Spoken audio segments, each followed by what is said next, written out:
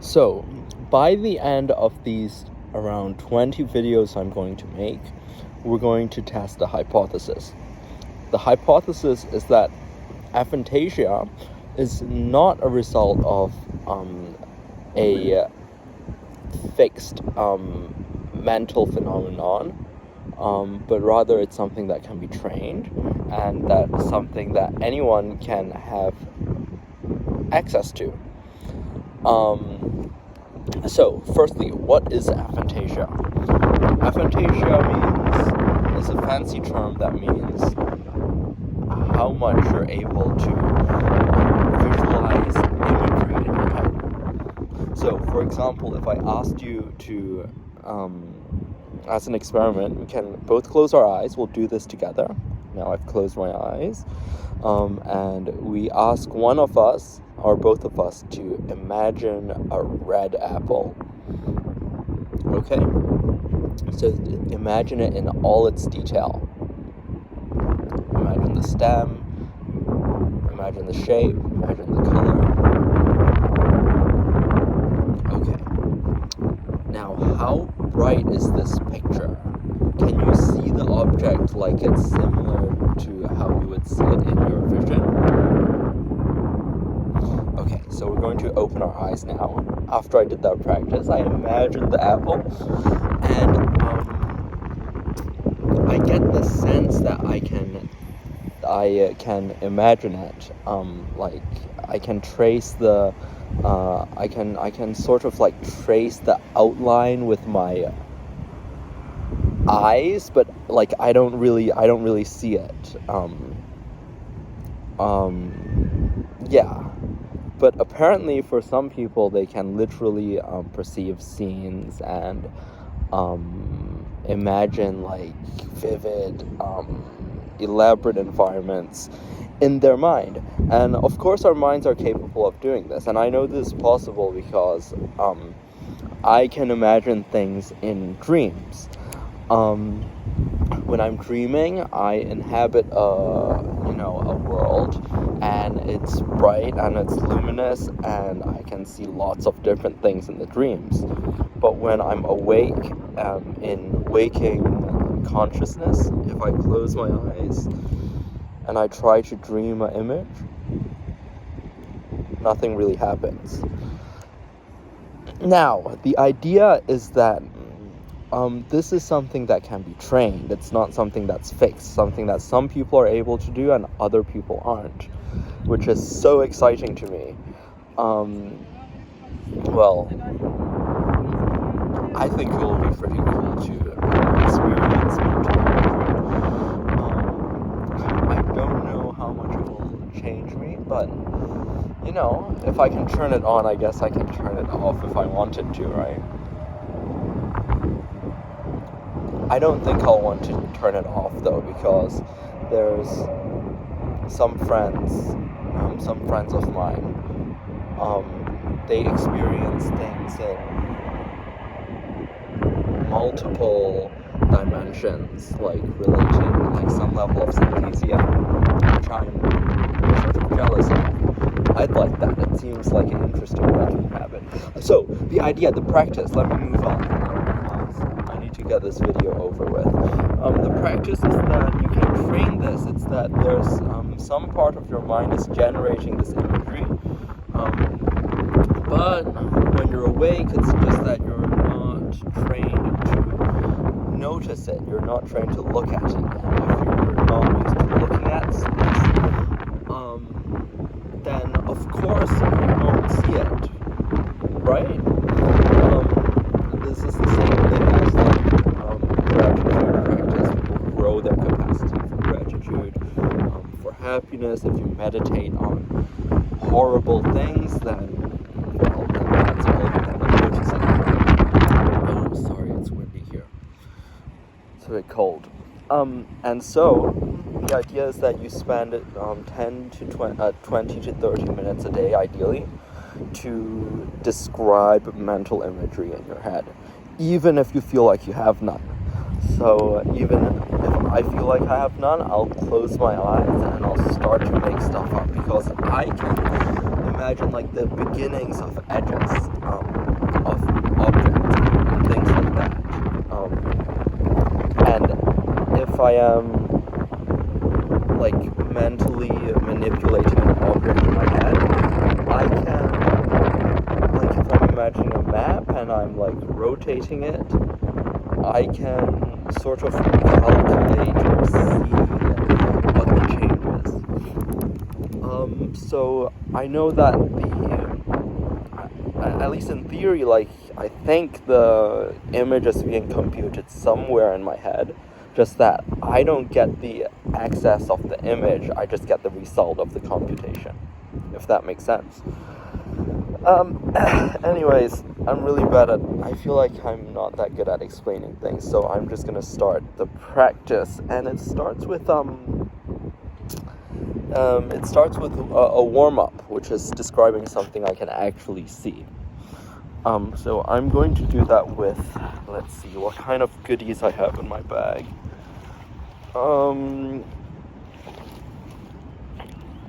Okay, I'm going to do this with this camera. This is my trusty Fujifilm. So, let's see how long I can do this for. Whoa, wait. I need to pee as well. God, I'm not prepared. What time is it? It's 8:08. Okay, I can do this for maybe 15 minutes. Okay, so this is a camera I'm holding. It's black. Excuse me. I'm so sorry. That was impolite. It's black. I'll just describe the lens since that's much simpler. Oh, let me take out my other lens. Actually, that would be better. Oh God, it's cold. Okay, so this is the lens. So I am looking at a black object. It's cylindrical and it's roughly square if I'm looking at it, square on. But it's not exactly straight, the edges. It starts out, it's a little bit wider on the bottom and it's a little narrower on top, but only by a little bit, by about 10%. And there's like a series of ridges because it's a mechanical object with different rings around it. But it's not entirely black. On the top there's a ring of silver, and then it's this like matte black. Like on the first layer it's just black, and then there's like a second ring which is bigger, and that one is not smooth. This ring has like little ridges on it. If I run my fingertips on it, it feels textured. It's almost like the texture of another fingertip, like it's ribbed. And if I run my nails over the second ring, it makes this sound, and it sounds like a zipper kind of. Not just that, there's on the second ring, there's these small letters. There's like numbers in different intervals, which serve a function for the camera, obviously, for the operator of the camera, which is nice. I like mechanical objects, so it's nice to look at something like this. But okay, moving on, there's more rings. On the third ring, it's before the third ring, there's like a third thing, and then, oh God, I'm starting to get impatient. Oh, this practice is annoying. Okay, I can do this. It would be cool. The result will be cool. I can do this. So there's like a third ring, and it's also ridged. I think the ridge is a little bit steeper on this one. I don't know if I'm just hallucinating. And this ring is yet again another notch bigger. And then by the end, it's like the end of the casing of the camera, which is the biggest ring. It's like the widest part of the cylinder, this short cylinder. and then at the bottom there's like, it's no longer this smooth metal, but it's become plastic, and I can tell because it's a little less reflective. And it's the lens cap, it's the cap at the bottom, and it's got this much bumpier ridge. If I run my fingers over it, I can't run my nail over it, I can't run over it smoothly. Okay, so I can turn it to the front, and basically what I see here is it's like a well. It's like it goes in, and then there's a piece of glass, and then it goes back out. Wow, it's quite hard to describe like visual data.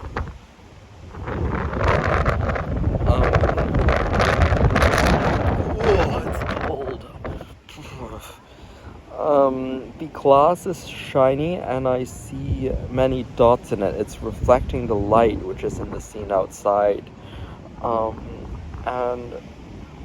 And if I move it around, the lights move around, but it moves around much more on the surface layer of glass, because there are many layers of glass to it, and yeah, it moves the most on the surface layer. And as I move it around, there are different colors that reflect off the metal edge on the top of the cylinder I'm holding. And so yeah, it's a pretty nice object. If I hold it, it feels oh, it's cold. Okay, well, anyways, okay, that was the warm-up. That was just the warm-up, because I'm holding a physical object. I'm training myself to describe things I see. So now I'm going to close my eyes. Oh, I don't have tissue. I'm going to close my eyes, and I'm going to start ranting about the things I see in my head. So, okay, here we go. And we'll do that for about 10 minutes. Okay, so I'm going to close my eyes. Ooh. And I'm going to describe anything I see. So, I'm going to describe a grape. So you can rub your eyes, and then you'll start to see like stars. Okay, so I see there's like a silver lake. It's running straight through the middle of my vision, and above the silver lake there are trees. The trees are long, tall cylinders. They look like almost like 3 triangles that are in the scene. They're really big trees. They're expansive and they're large, and they look like they have like arms stretching out one atop of another. It's dark, and the sky is this deep purple, and the trees are it's very deep brown. The trees are green, but the way the scene is rendered, it's a little bit bluish brown because it's so dark. And then there's the silver lake that's running straight down the middle, horizontally, and below the lake, there's some ducks. Why not? The ducks are also brown, and they have this brighter spot on them. It's like a yellow beak. I'm not cold. Looking at the scene, it makes me feel like I'm not there. It's like I'm not an observer to the scene. It's like I'm somewhere else, someplace else. It's got this mythical feeling to it. There's not too much detail. There's actually a few wisps of clouds in the sky, and then there's also the moon is not in the picture, but it's the thing that's lighting the picture. But still, the ducks are far, far away, and yeah, that's kind of it. There's this sense of otherworldliness to this picture.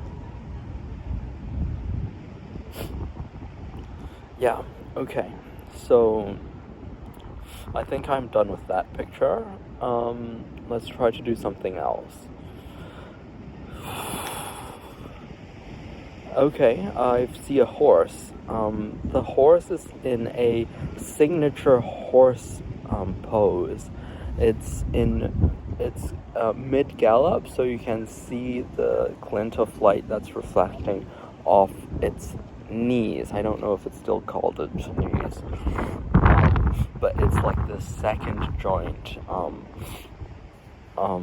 Yeah, I don't know horse anatomy, but it's like this really classic dark brown horse, and it's got like this white fur that's running down its nose area, and it's got like these round beady eyes with like, it looks like it has like eyeliner on it. It's got like a point here on the edge of the eye,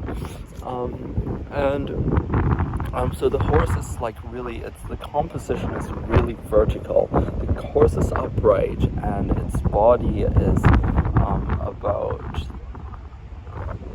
you can see the body is tilted around 15 degrees from seeing it vertically, and you see its hind legs that are on the ground,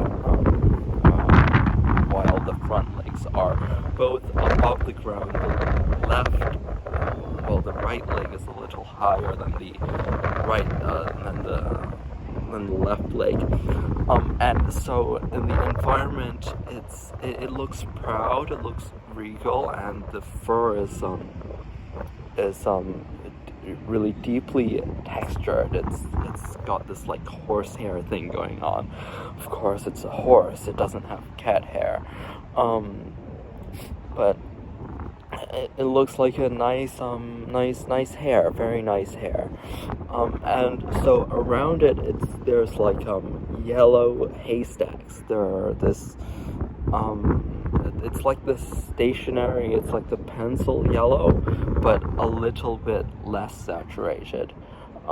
Maybe the pencil yellow with like 20% white. And of course the haystacks they're almost like cartoonish. Actually, I don't like that. It's realistic. It's realistic in rendering, and there's not too much detail, but you get those like painterly strokes. You get the texture, which, of course, the artist is really skilled. And so, yeah, and I think behind, so the hay or the grass is like, not, is it hay? Like, I don't know, there's like yellow tufts of things, and I don't know what they are.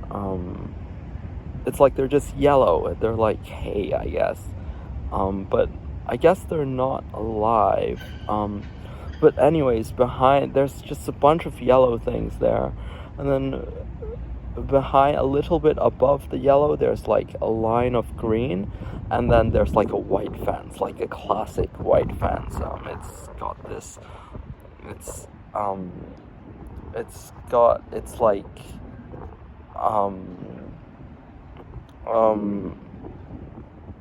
there's like maybe 30 going vertical, and the ratio is about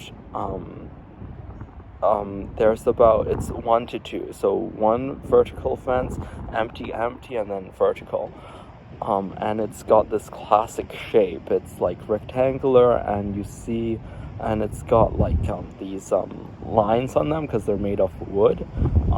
That's where the unevenness of the grain when it's cut, or when it's damaged, it's brown there, but it's painted white, and it's got like a little like tip on it. I guess it's to keep the horse in. And then there's like one horizontal part that's lining all of that joins all of them.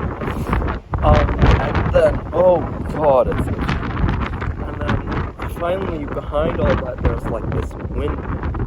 The windmill is this shape that's... It's like to the right above the horse's face, which is looking straight into the sea. And the horse also has this really lovely ear shape. It looks like a sort of like a dewdrop, or like a watermelon.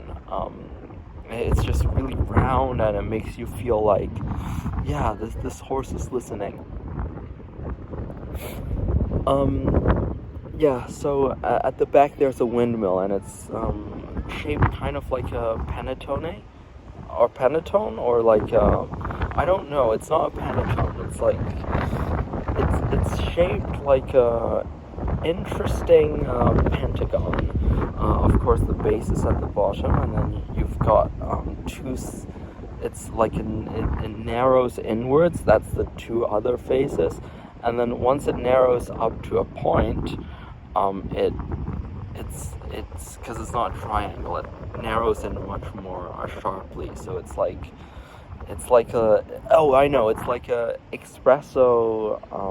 It's like a espresso instant coffee, like those coffee machines, the capsule coffees. It looks like those capsules where you turn it upside down, kind of like that. Except that you what's it called? You pentagonize it. And so it's like it's made of like this blue brick, and it's got 4 sails on the windmill. It's got 4 arms, and on the right side of each arm, so to the right of each, so imagine a cross, and on the edge, and basically all of the wind sails are fabricated in one direction, which is to one side of the cross. So it's like a swastika, but if the arms, oh, you know what I mean. Yeah, and the sky is blue, and then there's like white clouds and stuff. What time is it? Oh god, it's time's up, guys. Okay. Oh god, that was exhausting. I feel crazy. So that was the practice. I'm going to do that for 20 more days. I think it's possible. I'm excited to see what will happen.